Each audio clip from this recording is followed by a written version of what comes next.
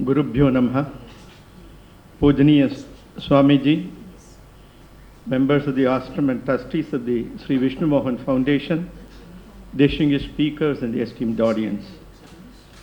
I stand before you thanks to the order of Swamiji, whom I met on 23rd December last year in Bharati Vidya and he was contemplating to hold this conference, and he said what he proposes to do, and one of his desires, so I am here with you. I deem it a great honor to be here and share some random thoughts on police role in peacekeeping in a democratic society. Before I go into a serious subject, I think many have been talking about what peace is. I am only reminded of one of our IAS colleagues, Mr. C.N. Ramdas. I think some of you may know. He is a man who is very good in fun words. And when he was in Ooty, I think he was very keen in getting peace, because the hill station you get very good vegetables, and he said, if I don't take peace home, I think there may be no peace at home. That is what he said. I think that shows how we have to be giving and taking, understanding and adjusting. That is the process of peace. And not only that, we all were talking about how to achieve peace within ourselves, not only the extraneous, but also ourselves, looking into ourselves.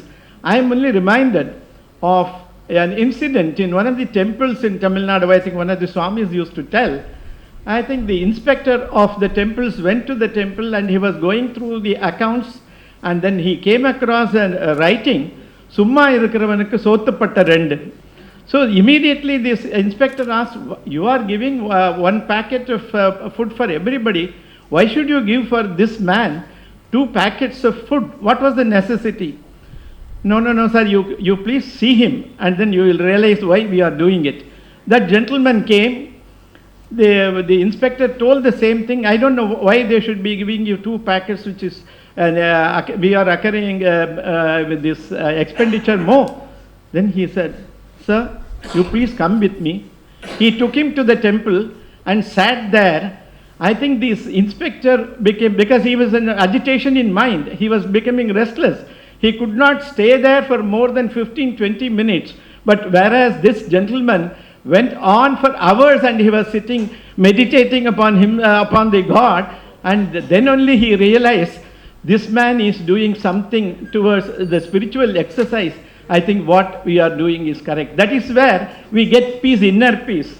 And I will also like to recollect when one person asked Satyasai from Puttaparthi Sai Baba, they asked, sir, when shall I have peace? He said, when there is no I, you will have peace. This is, I think, Sri Ramakrishnan also said that ego has to be taken out. And that is what we are all talking about as to peace in the external world and peace within ourselves. Now, let me try to go to the topic which I have been allotted to talk about police. Our distinguished police officer, Mr. C.L. Ramakrishnan, gave you a lot of inputs on the preventive aspects as it is in the Criminal Procedure Code or Indian Penal Code, and to how they are working for prevention. And Sri C.L. Ramakrishnan, I must mention here, a mentor to several IPS officers, including me, and one who stood the ground on performing his work with Nishkamya Karma based on ethics and integrity. He gave you an overview of the role of police in the major task of crime prevention. That is why we are having people like that. He is associated. We all had the fortune of listening to him in the COVID time on everyday lecture on Narayaniyam for almost 1 month in April 2020. I must thank him also for that. We do hope it will come out as a book soon. We all have, I think all of you must be thinking, because after he spoke, I think what these police people are coming and speaking to us, there has been sensational news in the papers in the last few days, the huge tragedy in Madras. 30 are dying, 40 are dying, 51 are dying. What is the police doing? I think that is the question you may normally ask. I think the position in which police are placed, you will realize that certain things are beyond their control. But we will have to take care of certain things I will tell later. I would only like to start by reading out one of the sociologists in the police side, David H. Bailey. He says about the police and political system, he gives an assessment of a policeman's lot. A policeman's lot, as the saying goes, is not a happy one. While he must bear a large part of the responsibility for the reputation he acquires, it must never be forgotten that controversy and emotion are ineluctable parts of the work he does. He must restrain in society's name. He must encourage and sometimes force individuals to conform to society's regulations. For most people, a policeman's contribution to their well-being is invisible. A policeman becomes real for them in most instances when he makes a demand of some kind. By the nature of his role, he is not a mark for praise or gratitude, except occasionally and for a very small minority of a community's inhabitants. A policeman embodies authority, and although people understand the necessity for the role in the abstract, they are not likely to empathize easily with him or be drawn toward him by spontaneous liking. I think with this observation I will go into it. We were talking about the India post-independent, and also we existed with the same rules, etc., from 1861 when the Indian police system came into being. Addressing the police officers of Uttar Pradesh way back in 1952 November, the then Prime Minister Pandit Jawaharlal Nehru made this observation: the major problem of India is that of development. We must never lose sight of this objective. The army and the police only provide the background because they create the conditions in which development is possible. Our main task is that of providing a sense of organic unity by crushing the disruptive tendencies that are present among us. I think this is the framework in which I think the police and army have to operate for the welfare of the nation as a whole and welfare of the citizens within India when it comes to policing in the local states. By a simple definition, I think all gave a lot of definitions for peace. It is a state of balance and harmony, but its implications are varied upon the society as an entity and on an individual. In a society, peace is a phenomenon relying upon a balanced coexistence of the people in the society, varying in race, religion, or language, under a prescribed set of rules and laws that have emanated over a long time through the legislations by the people's representatives. The regulation of adhering to the laws and action for violations are ensured by the police and the judiciary at large. In a sociological sense, need for imposing certain norms or law arose when groups started living as a community. Otherwise, I think the individuals were never controlled by any system of regulation. The working conditions for the police to function effectively in the British regime and in an independent democratic society as of now are totally different. It cannot be treated only as the strong arm of the government any longer. In the British period, it was called, I think, the steel framework as far as the administration, and the strong arm was the police. People's representatives now, be it ministers or parliamentarians or legislators, have become a powerful lobby exercising governmental control on the law enforcement machinery through the strong arm of the government, transfers and disciplinary actions to compel them to toe the lines of the political bosses. This cripples the independent functioning of the force. Only an ideal leadership whose presence was prevalent in the 1950s and 60s could ensure non-partisan policing. In this connection, I would like to quote an incident as to how the chief ministers of the yesteryears were. In the Assembly of Madhya Bharat in those days, when a minister complained about the bureaucracy not being compliant and sought transfer, pat came the reply from the then Chief Minister D.P. Mishra. His son was the principal advisor to Prime Minister for quite some time when Atal Bihari Vajpayee was there. That D.P. Mishra said in the assembly, and it is there in the assembly proceedings, I would rather transfer the minister rather than a civil servant.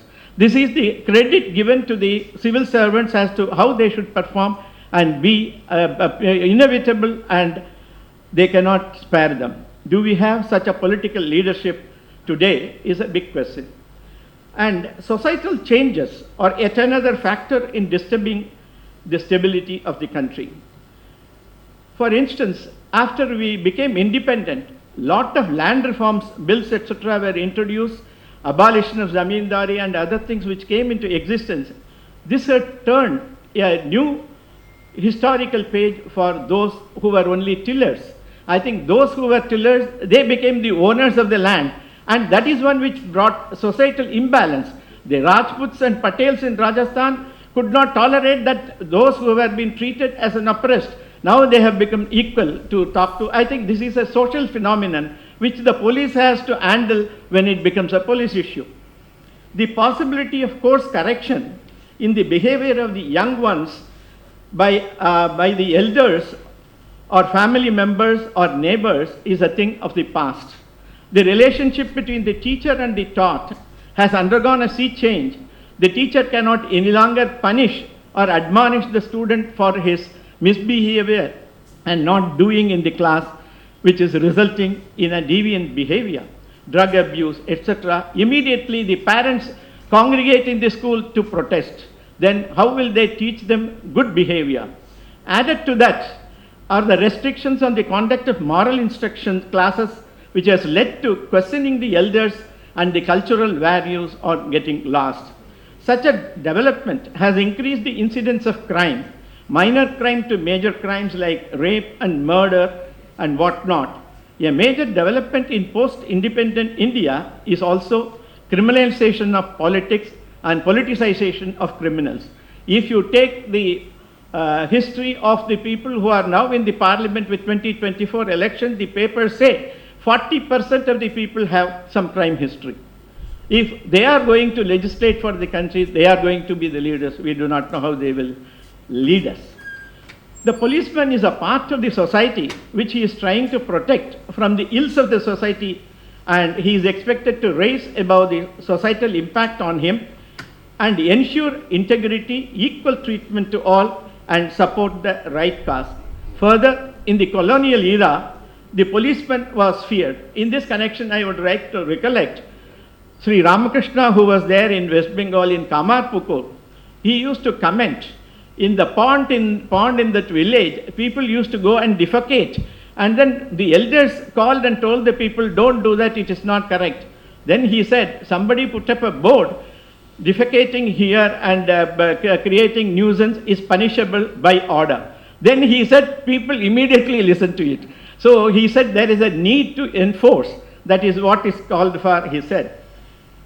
And but such a thing does not exist today. Increasing instances of misbehavior with not only policemen but with other government servants on duty in the field is a matter of concern.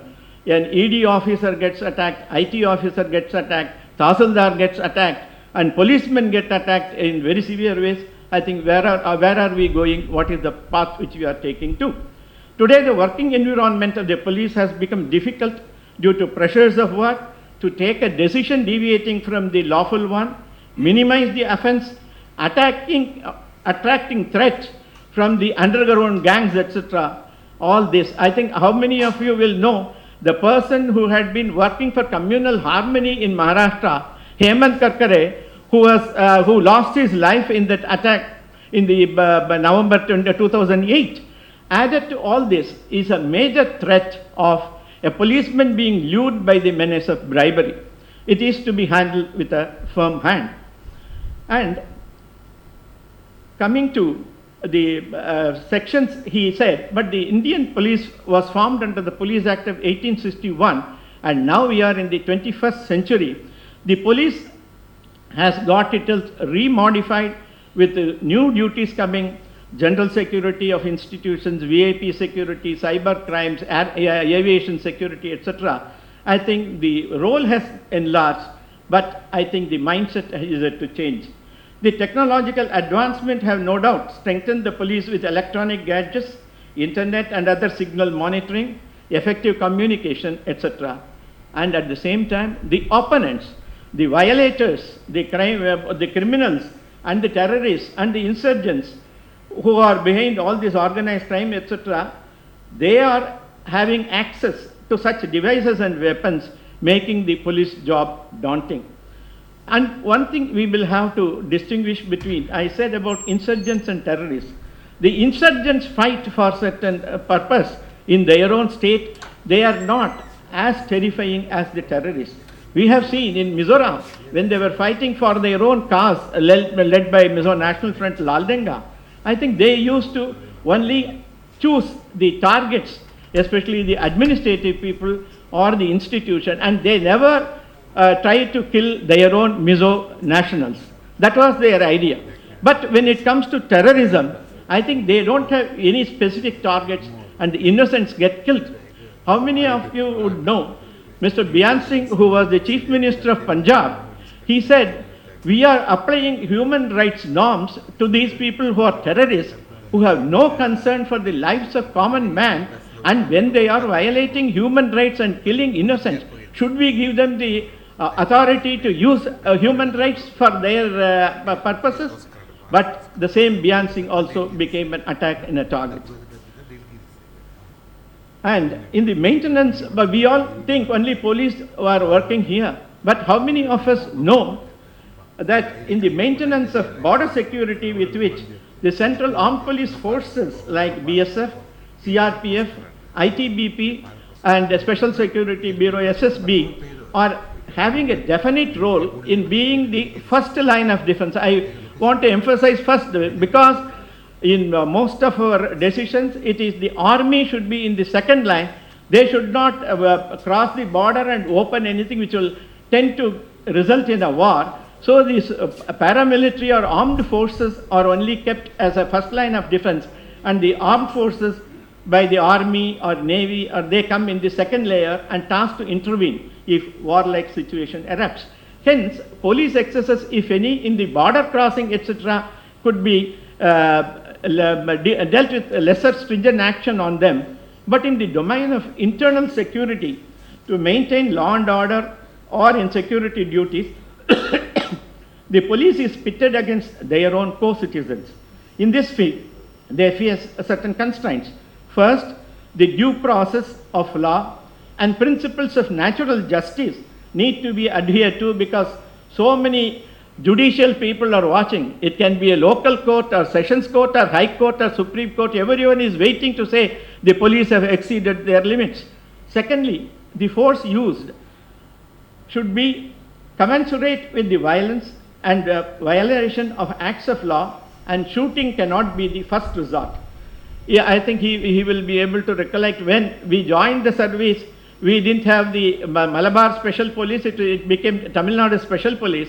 When the Malabar Special Police used to be there in Madras province, they used to be taken to the place where it was riot on or something. Their sergeant will say, debus and charge. Because when they got down, they had to indulge only in lathi charge. That was the first line of defense. Then they will have tear gas or water cannons, and then comes the thing and shooting. And it has to be done in the presence of an executive magistrate. The CRPC wants that way. So I think the police hand is tied. I think they cannot take away such serious decision on their own. And the police action to be effective has to reflect on these essentials. First, a policeman should have belief in his own system, purpose-oriented performance, rule of law to be prevailing, non-partisan, overcoming the barriers of caste, creed and religion, and effective implementation. Why I am insisting upon this is, there had been some studies by police officers themselves. Communal riots in UP were studied by one of my colleagues, and then in which he mentioned the provincial armed constabulary, they call it PAC in UP. He said that they were partisan when taking part in some bandobas.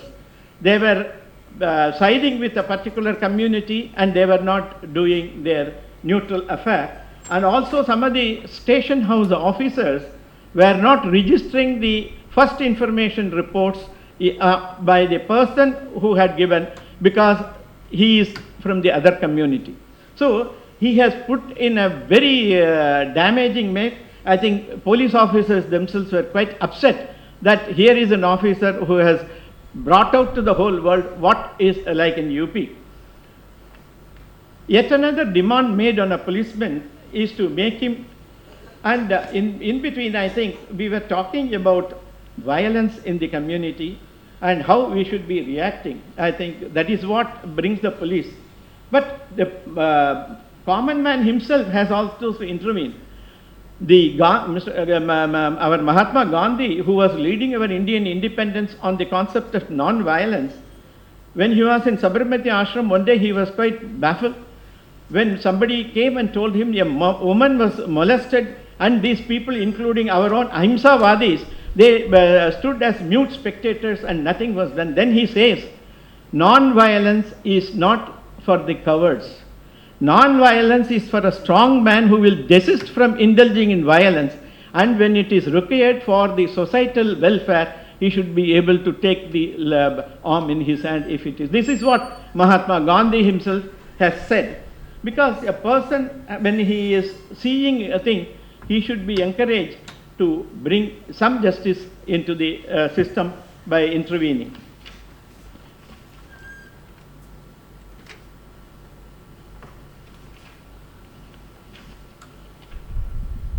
And the most saddening, I think I would also like to mention one. We have been talking about how to motivate ourselves to be in a system to seek peace. Because unless we get out of the compartmentalization, we will not think in a broader perspective. We have seen some Directors General of Police, whom he may know, one Mr. T.G.L. Iyer from 1953 batch from Maharashtra, and Trinath Mishra from UP. So whenever they used to address all the CRPF policemen in groups, he used to tell, you should think about yourself as Indian first, then your state, then your district or mohalla or whatever it is, then only you should come to what you are in your family, clan, etc. Think first as the Indian. That is what is required of you, he said. But these days, such an idealism is rare to come by. The most saddening part is that of lawlessness on the parts of the protectors of law, which has manifested itself on the police system multifold over a period of time. False cases, minimizing offences, and patronizing politicians, exceeding the limits of using force and third-degree methods, colluding with criminal gangs with offences such as robbery, etc. They are becoming also perpetrators of sexual offences under POCSO Act, etc. This makes one feel repulsive on hearing such instances. It was for this reason the National Police Commission has recommended so many things which need to be taken up, and this was given in 1980, but it has not, many of them have not seen the light of the day. And it even said that in every area there should be security committees which should only decide the postings of the policemen in the area. They should have, the public should have a say in who should we have as our policemen. Like the county police in every place, I think it became a localized police, and it is not a state police. That county only takes care of it. But, and also, if only this power had been given to the security committees, bereft of this power, the politician will feel helpless in going ahead with their political agenda. With all these, it is not too gloomy. Some stalwarts try to make the system stand up with pride. In the 1980s in UP, there used to be one Mr. N.S. Saxena, who was the DG of police. He insisted upon all the police station, please record all the information coming as FIRs. I am not bothered about how the cases get disposed of, but you should send a message to the public that you are working for the public and no barking of crimes will take place. That is what he said, and it has. Similarly, in Tamil Nadu also, Mr. Stacey did the same thing, more prompt petition inquiries to redress the grievances of the public. All this, and also police public relations and police public sports. These are well used to make the police accessible. That is what is it. And also, the police also takes care of certain committees, especially in those affected areas.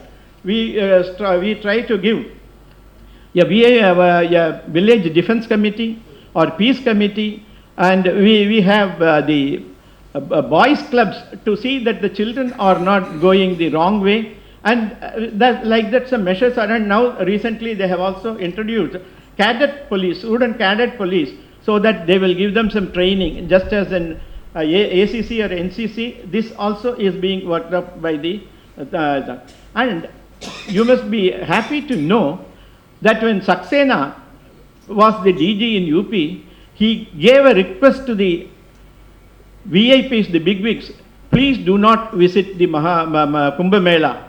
This is for the pilgrims, and if VIPs come and gather there, I think there will be a collapse or chaos, and we don't want VIPs to visit so that the public can have a better. This happened, I think some of you may know, if VIPs goes, there is stampede and other things. I don't have to elaborate on that. And I would like to emphasize that the police force is not wanting in ingenious practices. In the other days, when the drama of Harichandra, I just want you to make it a little lighter. When the drama of Harichandra was being played in the villages or towns, there is a particular scene. When it comes, I think there will be little caste aspersions, and then there will likelihood of some communities coming to blows. I think in one of this out of the way place, a constable and a head constable were there. They know that this Harichandra's, that scene is going to come, and if it is enacted, immediately the problem will come. You know what he did in those days? Only the two Petromax lamps were giving all the light to perform. They took the Petromax lamp and scouted, and then the people dispersed, and then the violence was averted. This, I think, it is only a out of the way thing, but we cannot expect. And in another, I would like to, I think he made a mention about bad characters. We always have another classification also of KD, I think, which you have known depredator. So there was one in the then Madurai district, in the Dindigul one KD, who had been indulging in serial motorcycle theft cases. He was wanted. And he was wanted because he used to go to court and then pick up advocates' motorcycles, go to the hospitals, take the doctor's motorcycle.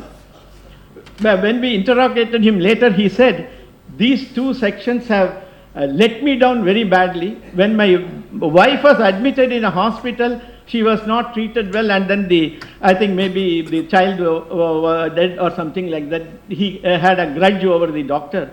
And the advocate whom he employed first, he did not ensure that he was acquitted, he was convicted. So I think these two sections of people are not dependable, and then he was after him. And this man went to a place near Pollachi, and two people from two different districts went there, and then they were waiting and waiting. I think it is not like today, when we have the CCTV and we could monitor whether people are going around. And the two teams were gone and then waiting. One man was only looking at the house. The other man from Madurai, he sent a parcel through the postman to be delivered at a house where he is supposed to be living. And the postman went, he handed over the parcel, and I'll bet he came out and collected and went. Immediately the police went inside and picked him up. So these types of how they can be thinking ahead and then doing, it is also there. I think we cannot always only blame them. And there have been much more serious cases in the VIP security. And all of you know Lord Mountbatten became a victim of assassination by Irish Republican Army in 1979. And Margaret Thatcher with her other ministers, she was the target in Brighton Hotel, where it was also attacked. And then 5 other people died, but not Margaret Thatcher. I think she was having more life. And the IRA said, you people in security, if there are 100 incidents, you will have to prove yourself in 100 incidents. For us, 1 out of 100 is enough for us to achieve our target. This is what it said. And what about, I think we may also be talking about Mrs. Indira Gandhi's thing. Everyone will blame the system. It is not so, because when the operation took place in Amritsar, and thereafter, I think they had advised her not to keep sick personnel in the close proximity. It was there in official record, she didn't listen. And then what happened on October 31, 1984, I don't have to reply. As all of you know, after 1980s, it has become a routine to hold the Vinayaka Ganesh processions at the time of Vinayaka Chaturthi on the roads of Chennai. And in the Maharashtra pattern, they have been celebrating it with more pomp and show. And sometimes the insistence of the processionists to go through the mass and not stop raising slogans, etc., was an irksome job for the police. I think the then commissioner thought out. He called that Hindu group leader. He said, "You will be leading the march. You cannot sit in your office somewhere and put all your streets. The riffraffs should not indulge." And when he was asked to follow, I think that particular year it went out without any incidents. In the same manner, in one of the interior districts, in one Perunadi, I think there was a system. Whenever there is a procession, they will insist upon SP to come. Sir, you should call the Muslims and Hindus and then hold the hand of the Hindus from beating the drums and other things. For one year I went, next year I said, if anybody violates, immediately action will be taken. We are not going to send senior officer. Then it stopped. So this is what is happening. Yeah, I think let me conclude my observation with only two quotes. One, Martin Luther King Jr. said, "Guided missiles and misguided mankind." I think be it Gaza war or Ukraine war, the quote is very apt for the ongoing development. If that be so, what is the solution? Treading the path of peace and spreading the message of universal brotherhood was highlighted by Kanchi Mahaswami in his poem Maitrim Bhajata, which was sung by MSS in 1956 in the UN General Assembly. Serve with friendship and humility, which will conquer the hearts of everyone. Look upon others as replication of yourself. Renounce war. Renounce unnecessary competition for power. Give up aggression on others' properties. Mother Earth is magnanimous enough and ready to bestow on us what we desire. She gives all the things we desire. God, our Father, is compassionate to all. So restrain yourself, donate to others, be kind to them. Oh, the people of the world, may all be happy and prosperous. Shreyo bhuyat sakala jananam. With this, I conclude my thing. I hope we will march towards the path of peace in the days to come, with people getting more and more enlightened on what their role is and the organizations also cooperating. Thank you.